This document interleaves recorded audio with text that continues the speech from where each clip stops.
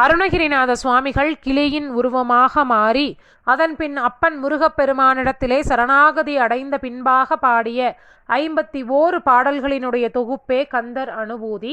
கந்தர் அனுபூதியினுடைய காப்புச் செய்யுள் மற்றும் அதனுடைய பொருள் விளக்கத்தை நேற்றைய தினம் நாம் தெளிவாக பார்த்தோம். இன்றைய தினம் கந்தர் அனுபூதியினுடைய முதலாவது பாடலையும் அதனுடைய பொருள் விளக்கத்தையும் தெளிவாக காணலாம்.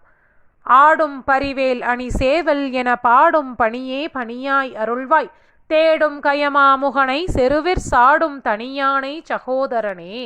கஜமுகாசுரனை யாருடைய துணையும் இன்றி தனி ஒருவனாக சென்று வதம் செய்து அவனை தன்னுடைய மூஷிக வாகனமாக மாற்றி வைத்து கொண்ட விநாயகப் பெருமானுடைய சகோதரனாகிய முருகப்பெருமானே, உன்னுடைய ஆடும் மயிலையும் ஆழ்ந்து அகன்ற நுண்ணிய ஞான வேலையும் அணி சேவலையும் வைத்து பாடக்கூடிய பாடல் பாடும் பணியையே எனக்கு வாழ்நாள் பணியாக நீ அருள வேண்டும் சுவாமி என்று அருணகிரிநாத சுவாமிகள் அப்பன் முருகப்பெருமானிடத்திலே முதல் பாடலிலேயே கோரிக்கை வைக்கின்றார்.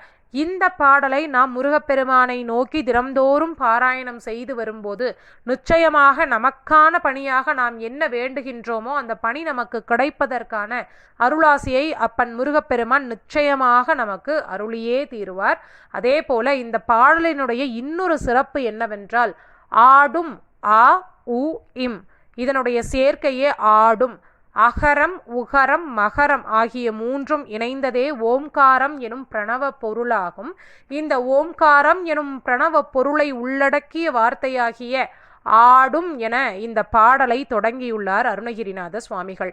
ஓம்கார பிரணவத்தை உள்ளடக்கிய இந்த பாடலை தினம்தோறும் நாம் பாராயணம் செய்து அப்பன் முருகப்பெருமானுடைய அருளாசியை பெற்று வாழ்க்கையில் எல்லா விதமான நலனையும் பலனையும் பெறலாம். வெற்றிவேல் முருகனுக்கு அரகரோகரா.